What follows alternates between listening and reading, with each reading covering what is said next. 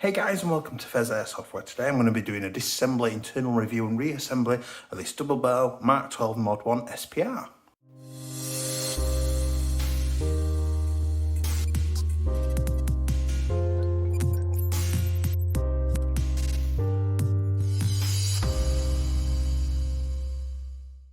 Hey guys, and welcome back. If you do enjoy this content today, please do like and subscribe. It's going to be really helping me out and helping the channel grow. If you do want to support the channel, membership is only 99p per month. There's a join button down here somewhere. Click that, you get bloopers, you get custom icons, custom emojis, and a private chat area on my Discord as well, which if you also haven't joined, please do come and do so. There's a link down below to it. Really nice community. So I've got the SPR here then. We're going to do a disassembly and just see what kind of quality we're getting in here for our sort of £110 after postage and VAT and custom fees importing it into the UK.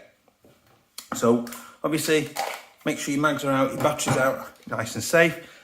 If you want to remove the rear sight, you've got just a little screw here. So we're just going to get a little flathead in there. That wasn't particularly tight on there, and that will drop out that pin, and then that sight can just slide off the back there. For now, I'm going to leave it on though, just because I have no issue with it being on there. I'm going to tighten that back down. When you are reassembling that, if you have taken it off, that is the arrangement that the bolt was sat in originally. So moving to the front then, we saw the outer muzzle brake. I did note in the unboxing video that there was a grub screw there. That's not actually been tightened down, and the whole front muzzle brake comes away. That did split down into two parts before. It splits into two parts. So you have got a 14mm negative thread in there. There's two O-rings on there as well to fit another suppressor on the front. Fit a trace if you want. If you're going to put a trace on, make sure you put a barrel extension, just because if that barrel sits and covers the light gates, then it won't trigger the BBs going out at all. So to get your rail unit off, if you chose, there is a grub screw in here that will allow you to move the front sight out.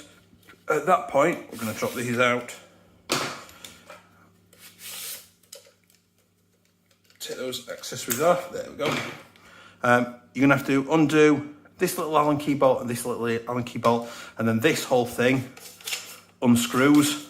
Again, not very tightly fitted on there, so if you do buy one of these, make sure you check all the tightness of all the nuts, and then this rail unit should just slide off over the end and come apart. Underneath will be a barrel nut that you can just get rid of quite easily. Yeah, that works. In fact, do you know what? Let's just do it. So we're going to make a start. I'm guessing it's a torque 6, and it is, because it always seems to be a torque 6. There's a little grub screw. I'm not going to take it all the way out just because I don't want to lose it, but that should. But I'm going to have to take these. Oh, they grub screws as well. That is unusual. Right, let's get the. So what I also had was two long, very long grub screws that were in there, which are helping to retain it. Now it's free moving and it's just wobbled straight out, brought the whole gas block on front sight with it. Next thing, I'm going to remove these. I'm going to need something a little bit bigger.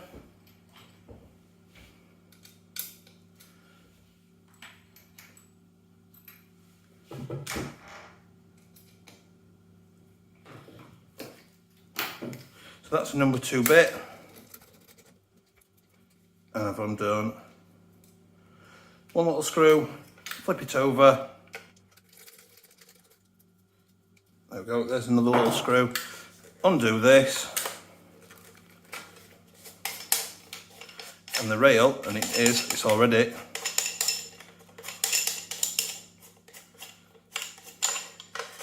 There we go, sliding off.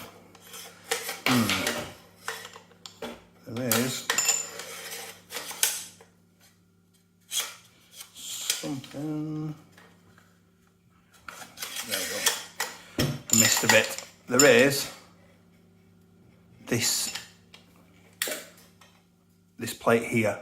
is stopping this coming off. So that is just a single grub screw right there underneath. So based on where the magwell is, if you go along, I've just rotated the rail around a little bit, and there is the grub screw itself that we need to get out.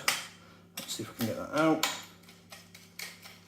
There we go, that's loose already. So that's just going to slide off with the rail.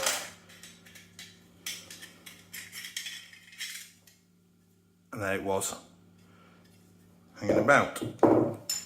We've also then got these two pins that sit in here that lock in these circles here. So once you tighten this nut down, they sit into these two holes here to help lock and secure down the rail unit. At this point then, what I can do is I can get my armourer's wrench and I can get in those holes, and I can open that barrel nut up and take that barrel nut off, and that would completely release all the front end away from it. So what we'll do is we're going to reassemble it now, just to get it all back to what it should be. So I'm just going to drop those pins back in there. I'm going to slide that back down. What I'm going to do is I'm going to put the plate back in its place first. Just helps to stabilise. Let's check where that is coming from. This just helps to stabilise this little front plate. Helps to stabilise basically the front end, so that it doesn't, because it's supposed to be free float, but it's stopping it wobbling about too much.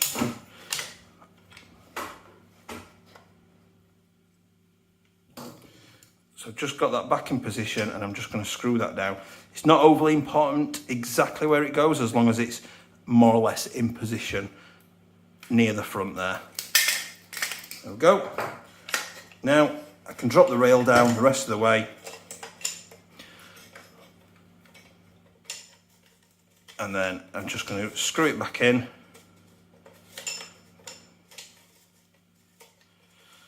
Now, if this is not easily screwing in, then it means that you're not in the right threads, and you need to get it in the threads properly. So it's doing that old thing of turning it around until you get the click, and then it should easily just screw back in. And as the rail unit comes backwards, it should go onto those two pins. I'm not quite there yet. There we go. That's dropped onto those two locking, retaining pins, and then I'm going to tighten that up. Oh, wow, that whole thing came loose then. Definitely needs to tighten down. There we go. That's nice and tight. So we can sink those two little Allen keys back in there. Hex head bolts back in there. I don't know if you can hear the noise, but I am in my kitchen with the kitchen door shut to the conservatory, and the rain is absolutely hammering down on the conservatory roof, and the lightning and thunder, so I apologise if you can hear that noise.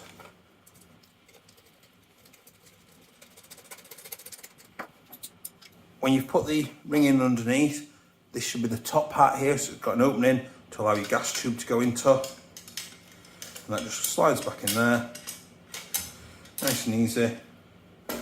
And there is, you're just gonna have to jiggle it about until it locates itself into, like that. So I jiggled it about until it located itself into the correct place, and then we're gonna line that up with the bolt tracks so I can put the little grub screws back in, which should go in easily. There shouldn't be any friction because it's just going into those channels that are already there waiting for it. So I'm just going to start it like that.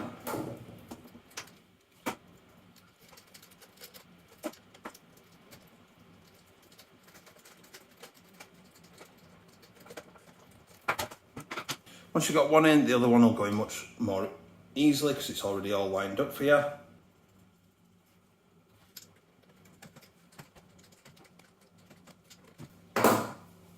So that's all the front end then. So we're going to get to splitting the two parts. So for this I'm using a number 3 hex head or Allen key head to just release this front body pin. So little screw comes out, just going to push that out. Just going to tap that out.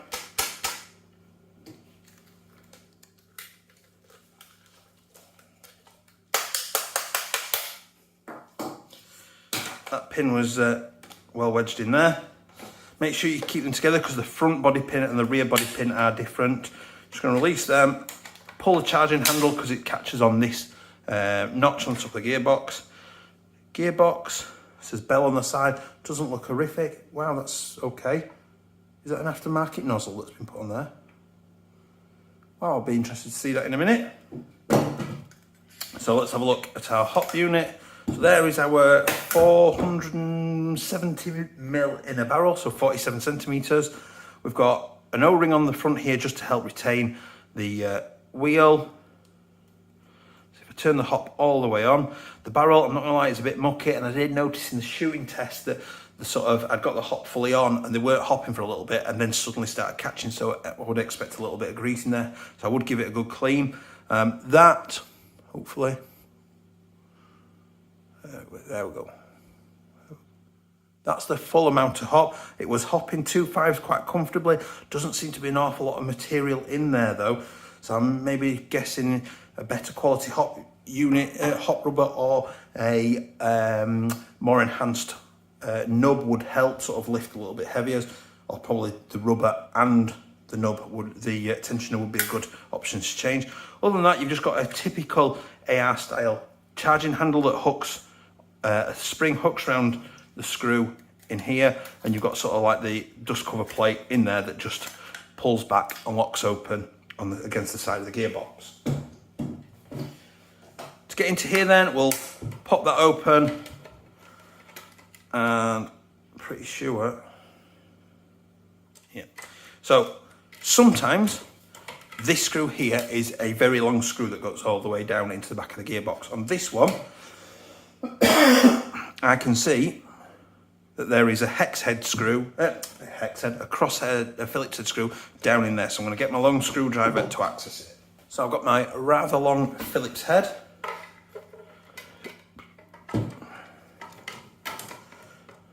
Undo that. And that should now, making sure we're not catching, release that. So there is the Phillips head there just coming out. So it's probably about that long. So I'm just going to keep that together neatly just because it's going to be a pain. We've then got this spacer on here, which was sling loop to the left like that. We've got the back of the gearbox. The wiring is not the best quality, but it's also not horrific. And we've got access to our quick change spring system there. It's funny because I didn't recall anything about a quick change spring system in there. So I'm just going to push that in, twist it, quarter turn.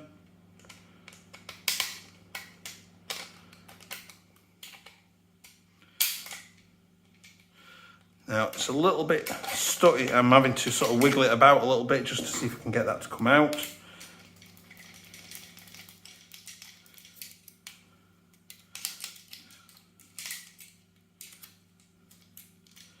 Now at the minute, it seems to be stuck against the body as opposed to the gearbox itself, and it is. So if you might want to, if you're thinking, ooh, quick change to spring system, I can use this a lot, you're probably going to need to file down the inside of these tubes. So what we'll do is we'll get the rest of this disassembled, and then we'll get into that. So next then we'll do the pistol grip. So I'm going to remove the base plate. Now I'm hoping that the large screw here means that they've done away with the little motor plate, the little spacer. That's a tiny little screw. And another tiny little screw. They have done away with the spacer. Nice big chunky motor adjustment screw. That's good, I like those. Now the wiring, it looks like the red's come up the front, the black has come up the back.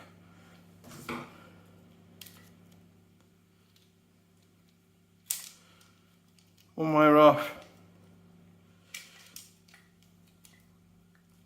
Now that is well jammed on there.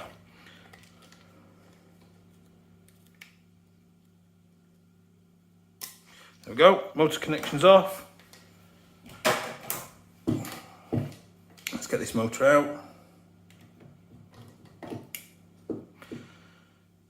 Fairly standard looking motor. Fairly weak magnets in there. They're not massively strong. It's not really grabbing anything particularly quickly or easily. So I wouldn't have thought that it was a particularly high torque motor.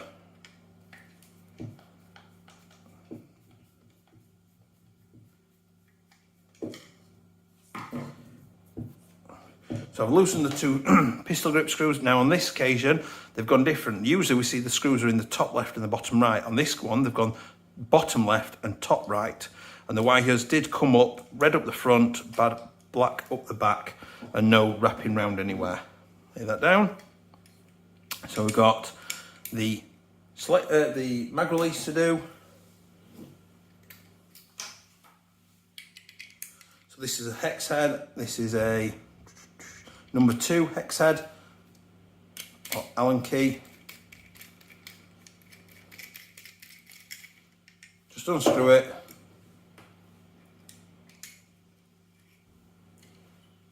Now I'm already feeling, so that is a vented cylinder. Not sure if that's the right thing for that length of barrel, but okay. And let's punch that out. So the trigger pin had its teeth on the left hand side. So we've just got the rear body pin to drop out. So I'm guessing it's the number 3 bit again. Now with this rear body pin, sometimes the factory can over tighten them, and that's an issue because there's a sort of a head to bite into here, but then this side will just freely spin. So sometimes, unfortunately, you've got no other choice other than you might just have to grab hold of that with some pliers or needle nose pliers. So obviously, if you ever get one where it's just spinning and spinning, that's what you might have to do.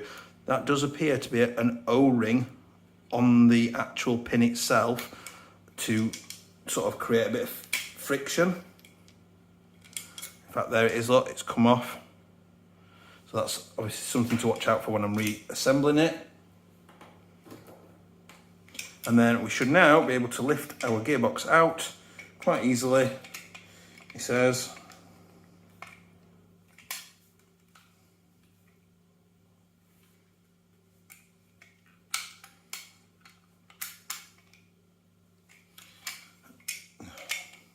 Forgetting this.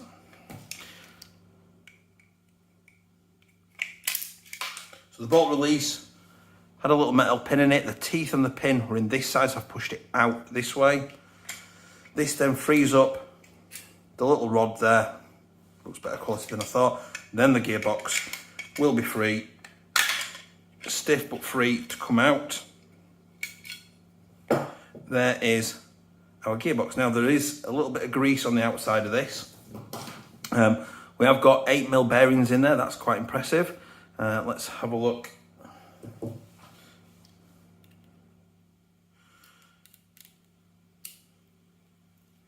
Now I'm not particularly detecting any real movement in any of these gears, so there is at least an attempt at shimming this gearbox.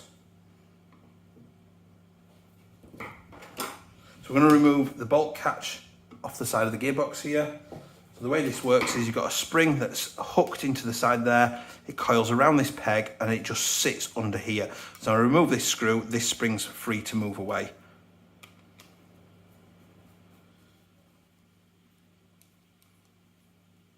Right. There's the screw, there's the catch, there's the spring. Get that out of the way, and now we are free to drop out all these screws to get into the gearbox. Obviously make sure you keep your screws together so you know where they've come from.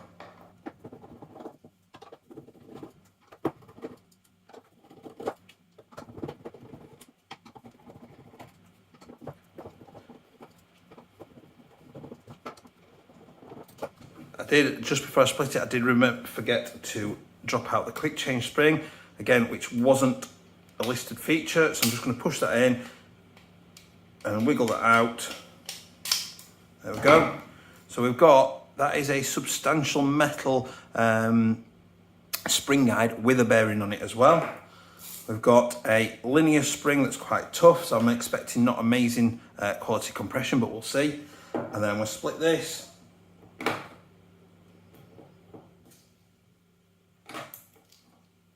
Okay, so there is definitely, wow, there is definitely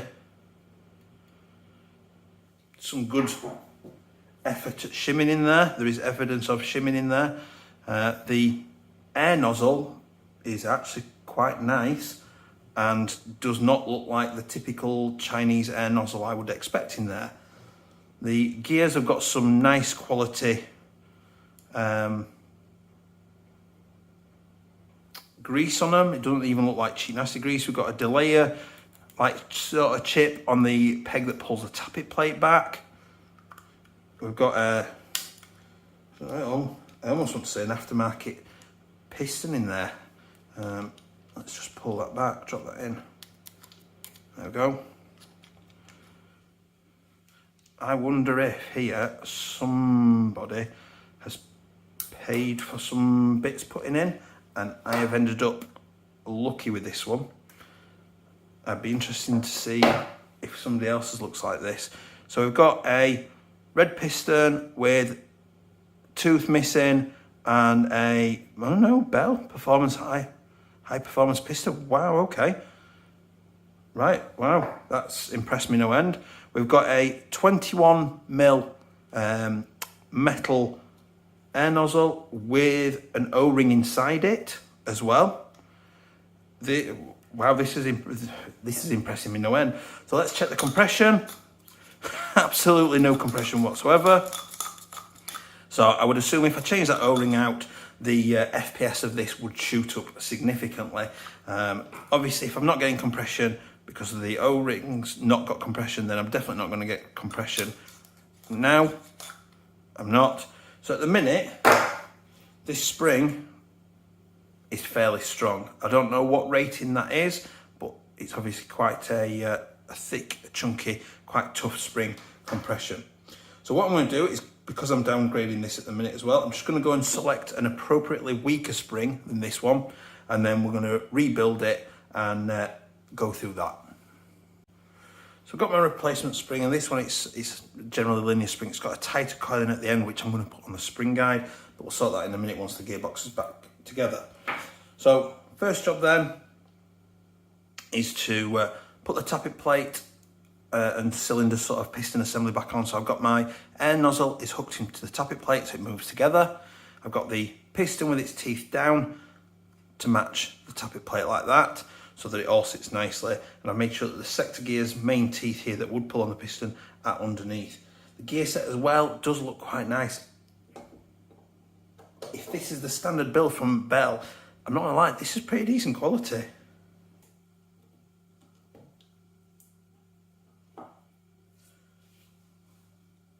So what I've done then is hook the spring on this peg, pulled it back. The teeth are out of the way, and obviously the sector plate's ready to engage with the tappet plate. The piston is sat on its track there, so that I can get it, there we go, run it up and down that track nicely.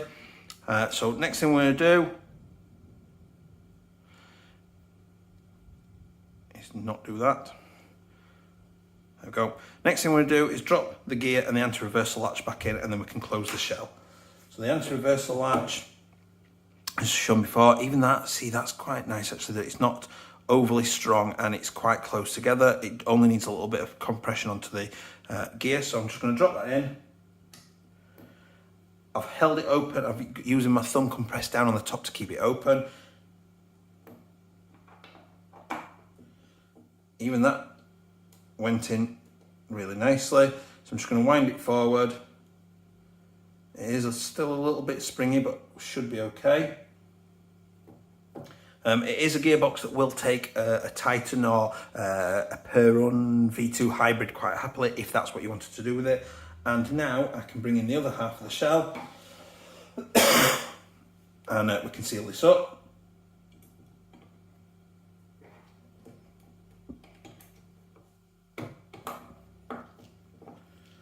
The anti-reversal latch is not quite in position, so I'm just going to pull that into position.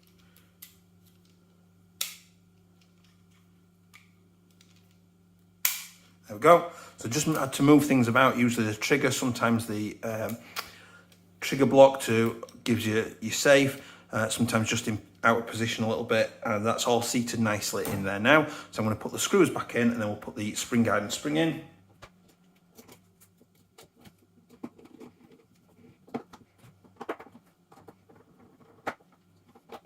If you're not on my Discord, they do get advanced preview. Sometimes it might only be a few hours, but they get advanced preview of all of my videos basically that are not yet released to the public.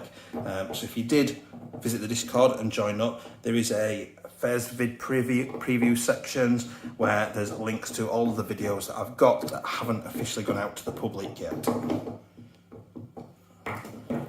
So next thing, let's do the top screws. Come on, Pheas.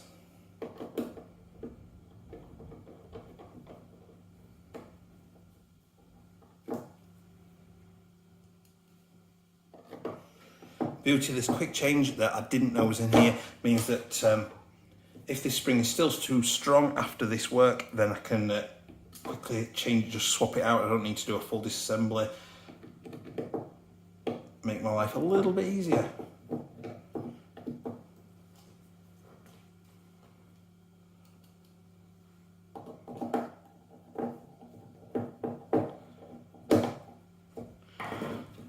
Now that's done, I can bring the spring back in the spring guide, wiggle that in there, compress it in, quarter turn until it clicks. There we go, and it's gone back flush with the gearbox now. It's not the greatest quality overall.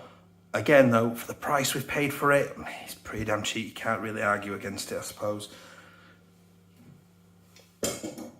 We're going to put the catch back on the side here. So the spring itself has got like a little hook system here, hopefully. You can see that. So that little hook goes into there like that. It sits on that post. And then this comes in, and I'm going to catch that bit there. Oops.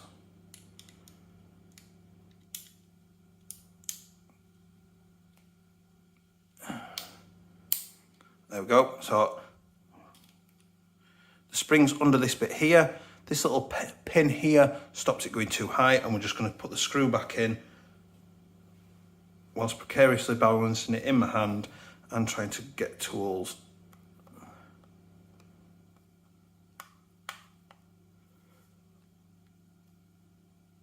There we go. Perfect. So now that's in the up position, so when we pull the charging handle back, the dust cover will, the mock bolt plate will stick on that, and then when we press the bolt release, it pulls that down and it pings back forward again.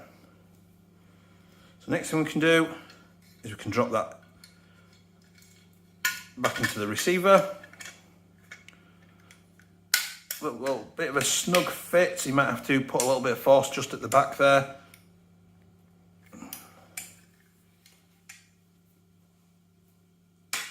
There we go, popped in. And what I'm going to do, just make sure that the wires are not nipped anywhere. Perfect. I'm going to put this back in initially, so this just feeds under the gearbox, and it needs to fit in the hole that was in the little plate that we put back on. I can put this back in now to secure it down.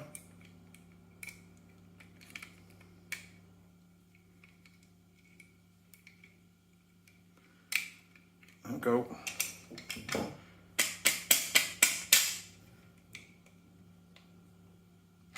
That's pushed back in. Now we can put the rear body pin back in. That's not the one because that's got the half circle on it.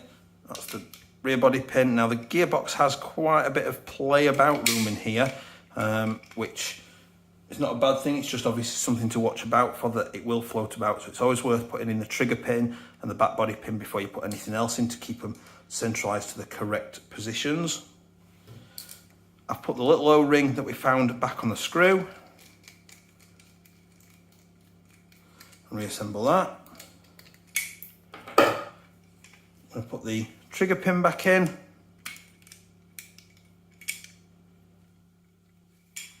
Tap that back in. That's gone back flush. Lovely. Next thing we'll do is we'll do the pistol grip. So the red wire came in at the front, black wire at the back.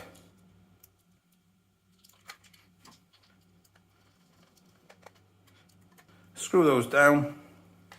Now there shouldn't be any issue with you swapping those two screws back to what we traditionally find, which is top left and bottom right, from their current unusual top right and bottom left. So if you did want to switch them back, I'm sure that would not cause any issues whatsoever. We'll bring the motor back in, red terminal to the front. Make sure that the black wire comes up this side of this little circular column up the back here.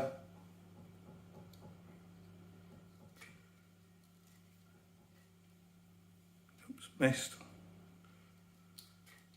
Push the terminals back on.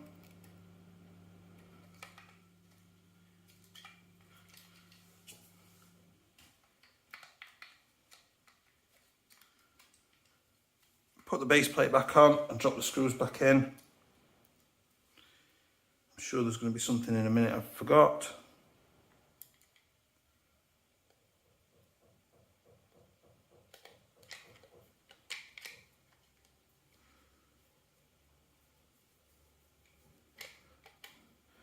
Don't forget, if you ever start screwing a screw in that will come out of something before and it's not going in easy and you're having to use force, then it's not going in right and you're going to break something or damage something. So make sure that you just adjust and correct. I don't know if you can hear that, but it's actually thunder outside.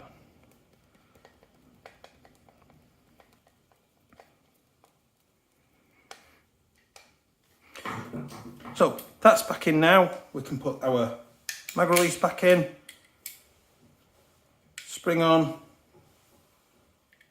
screw in. What I find helps is if I just use my thumb to push the button down, whilst I use to get it out of the way of the screw, get that located in the threads.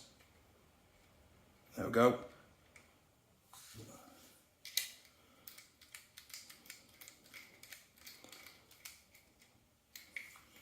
That's that one done. I'll slide on the sling plate. In fact, it doesn't need the wiring in it. Like that. And then the stock assembly, I'm going to keep it vertical just because I don't want to lose that screw out of that hole inside. I'm just going to feed the mini Tamiya in there.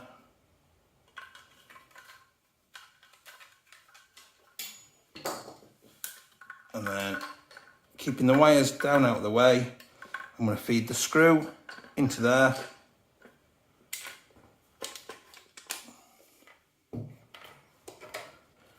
There's my Tamiya. Spot my screw, use my long screwdriver. Now what I'm doing there is just moving it about until, and it did located the threads it needs to screw into. In fact, no, it's not.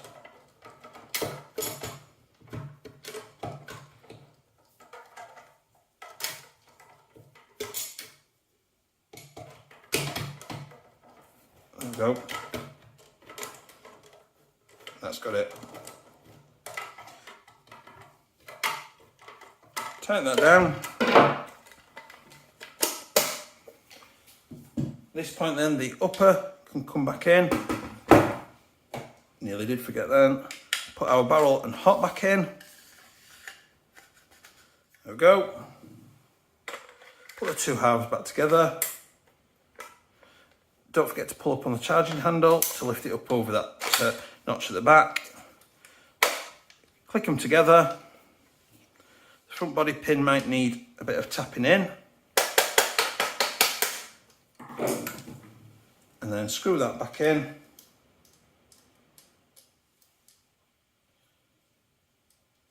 I often find with these it's easier usually just to use your fingers initially. So now that's back in. You can screw that back on.